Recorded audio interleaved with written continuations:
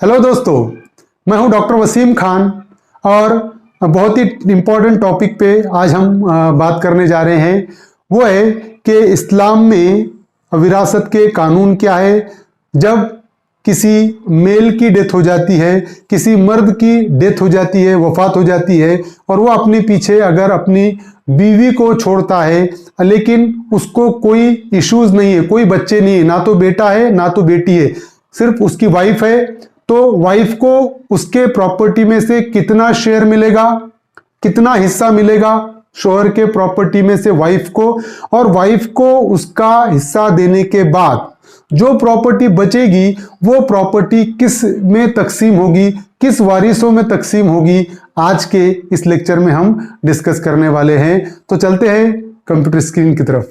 इस लेक्चर में हम डिस्कस करेंगे कि फॉर एग्जांपल किसी मर्द की डेथ हो जाती है, यानी किसी शोहर की डेथ होती है, और शोहर की डेथ होने के बाद अगर वो उसके पीछे उसकी वाइफ को छोड़ता है और दूसरे रिलेटिव्स को छोड़ता है, तो उसकी प्रॉपर्टी, उस मर्द की, उस शोहर की प्रॉपर्टी कैसे डिस्ट्रीब्यूट होंगी, हम इस लेक्चर में डिस्कस करेंगे। एग्जाम्पल है कि ये जो शोहर है या ये जो मर्द है जिसकी डेथ हो चुकी है और उसने उसकी प्रॉपर्टी छोड़ा है जो कि 100 रुपये प्रॉपर्टी है फॉर एग्जाम्पल, और उसने अपनी वाइफ को पीछे छोड़ा है, मतलब उसकी वाइफ है और वाइफ है लेकिन उसको बच्चे कोई भी नहीं है, मतलब जिसकी डेथ हो गई है ना तो उसको बेटा है ना तो बेटी है, कोई भी नहीं है, मतलब है ही नहीं, पैदा ही नहीं हुए, या हुए भी थे तो उनकी डेथ हो चुकी है। दोनों सिचुएशन में मतलब बच्चे नहीं है प्रॉपर्टी रिसीव करने के लिए, प्रॉपर्टी जिनको दी जा सके, ऐसे कोई बच्चे नहीं है मरने वाले को। वाइफ है, सिर्फ अकेली वाइफ है। फॉर एग्जाम्पल अभी हम इनिशियल स्टेज पे वाइफ देखेंगे तो हम देखते हैं कि अगर मरने वाले को बच्चे नहीं है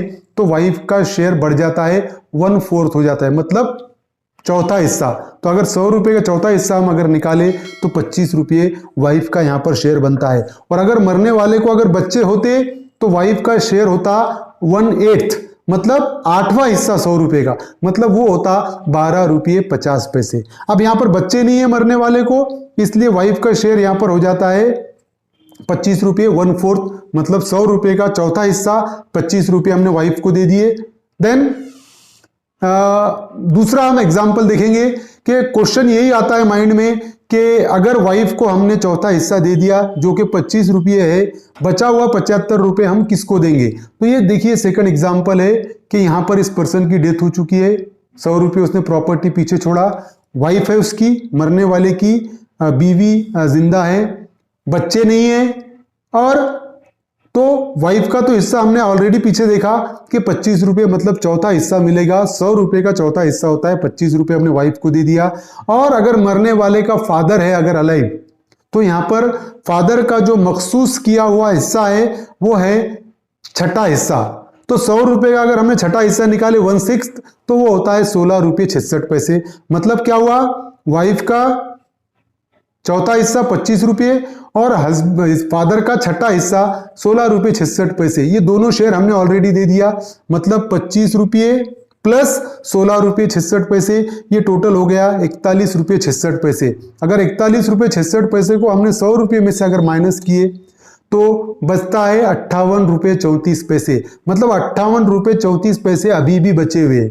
वाइफ को 25 रुपये देने के बाद, फादर को 16 रुपये 66 पैसे देने के बाद 58 रुपये 34 पैसे बचे हुए। अब 58 रुपये 34 पैसे माइंड में क्वेश्चन आएगा कि ये जाएंगे किसको, तो ये 58 रुपये 34 पैसे फिर से फादर को ही दिए जाएंगे, क्योंकि फादर रेसिड्यू में भी आएगा, मतलब जो बची हुई प्रॉपर्टी है वो भी फादर को ही वापस दे दी जाएगी, क्योंकि वाइफ का जो हाईएस्ट हिस्सा है वो 1/4 है जो हमने उसको दे चुके हैं, और फादर का जो 1/6 है वो देने के बाद जो बचा हुआ है वो भी फादर को ही जाएगा। एक एग्जाम्पल। और एक एग्जाम्पल है कि फॉर एग्जाम्पल यहां पर इस पर्सन की डेथ हो गई, 100 रुपये प्रॉपर्टी छोड़ा उसने पीछे, वाइफ है, बच्चे नहीं है, तो वाइफ को 1/4 दिए हमने 25 रुपये। अब क्या हुआ कि 100 रुपये में से अगर हमने 25 रुपये माइनस कर दिए तो बचेंगे 75 रुपये, 75 रुपीज फिर भी बचे हुए, मतलब वाइफ को हमने उसका हिस्सा दे दिया, हाईएस्ट जो हिस्सा है 25 रुपये हमने उसको दे चुके हैं, 75 रुपये बचे हुए हैं। क्वेश्चन ये है कि ये 75 रुपये जाएंगे किसको। तो अगर फॉर एग्जाम्पल हमने पिछले एग्जाम्पल में देखा कि अगर मरने वाले को फादर है तो फादर को छठा हिस्सा देने के बाद वापस से जो बची प्रॉपर्टी वो भी हम फादर को ही दे देंगे। लेकिन अगर फादर नहीं है, मरने वाले का फादर नहीं है, तो उस सिचुएशन में वाइफ को 25 रुपये देने के बाद जो 75 रुपये बचेंगे, वो 75 रुपये बचे वही किसको जाएंगे? अगर मरने वाले के भाई अगर जिंदा है, तो यहाँ पर इस इमेज में देख रहे हैं हम कि मरने वाले के 2 भाई अगर जिंदा है तो 75 रुपये को हम दोनों में इक्वली डिस्ट्रीब्यूट करेंगे। और अगर हमने 75 रुपये में दोनों को अगर डिवाइड किया तो 37 रुपये 50 पैसे हर एक भाई को चले जाएंगे। अगर 2 भाई है तो दोनों में डिवाइड होंगे 75 रुपये, 3 भाई है तो तीनों में डिवाइड होंगे 25-25 रुपये तीनों को मिलेंगे, 4 भाई है तो 75 रुपये में चारों को डिवाइड होंगे, एक ही भाई है तो 75 रुपये एक भाई को मिल जाएंगे। और अगर एक भाई और एक बहन है तो वो जो 75 रुपये है 3 हिस्सों में डिवाइड होंगे, 2 हिस्से भाई को मिलेंगे, 1 हिस्सा बहन को मिलेगा। तो इस तरीके से प्रॉपर्टी डिस्ट्रीब्यूट की जाएगी। I hope you understand. मुझे उम्मीद है कि आप ये सारे एग्जाम्पल समझ चुके हैं, और अगर आप ये समझे हैं तो ये इस वीडियो को ज़्यादा से ज़्यादा लोगों तक शेयर करें, लोगों को इससे आगाह करें कि जिसके ज़रिए लोग ये जान सके कि इस्लाम में विरासत के कानून क्या है। Thank you very much.